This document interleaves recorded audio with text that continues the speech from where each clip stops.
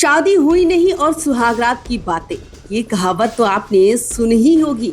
और यही कहावत फिर बैठती है महागठबंधन के उस सवाल पर जिसमें पूछा गया कि बिहार का मुख्यमंत्री चेहरा कौन होगा। सवाल तो बड़ा सीधा था, सीएम फेस कौन होगा, लेकिन जवाब सुनते ही लालू प्रसाद यादव की बेटी और आरजेडी नेता रोहिणी आचार्य का मूड थोड़ा सा बिगड़ गया।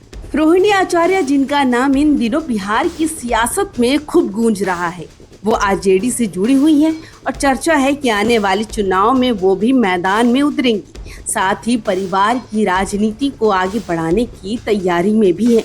अब रोहिणी आचार्य को साधारण चेहरा नहीं, सोशल मीडिया पर अपने तीखे बयानों और बेबाक अंदाज के लिए मशहूर हैं। याद होगा आपको, कभी उन्होंने बीजेपी नेताओं पर सीधा हमला बोला था, तो कभी पार्टी के अंदर भी अपने अंदाज से माहौल गरमा दिया था। उनकी ट्वीट्स और स्टेटमेंट्स अक्सर सुर्खियों में रहती हैं। अब जब उनसे पूछा गया कि महागठबंधन का सीएम चेहरा कौन होगा, तो सुनिए गुस्से में रोहिणी ने क्या कहा। अभी क्या चल रहा है? अभी वोटर लोग का अधिकार की लड़ाई चल रही है। तो अब जिसका अभी शादी का बातें नहीं चल रहा है, यहाँ सुहागरात किसके साथ मनाया जाएगा वो बात चल रहा है क्या? हद है भाई, जो ज्यादा जरूरी है वो बात ना होगा।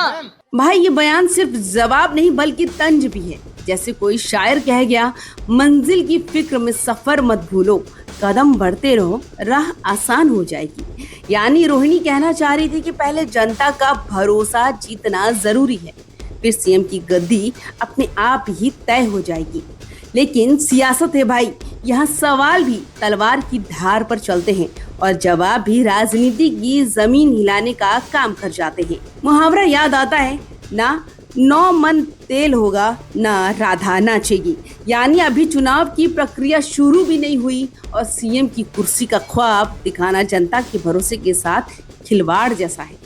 वैसे भी बिहार की राजनीति में रोहिणी आचार्य को अब लालू यादव की विरासत की असली वारिस भी कहा जाने लगा है। तेजस्वी यादव जहां गठबंधन की सियासत को संभाल रहे हैं, वहीं रोहिणी सोशल मीडिया और जनता के बीच अपनी आक्रामक छवि बुन रही हैं। सवाल चाहे कितना भी आसान हो, लेकिन जवाब ने बिहार की सियासत में नई बहस छेड़ दी है।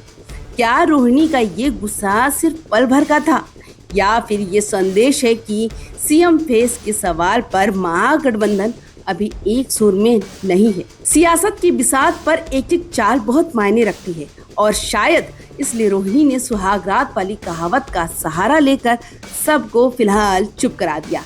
राजनीति में कहते हैं, जो बोया जाता है वही काटा जाता है। अब देखना ये होगा कि रोहिणी आचार्य के ये तीखे बोल आने वाले चुनाव में आरजेडी के लिए वरदान साबित होंगे या नई मुश्किलें खड़ी करेंगी।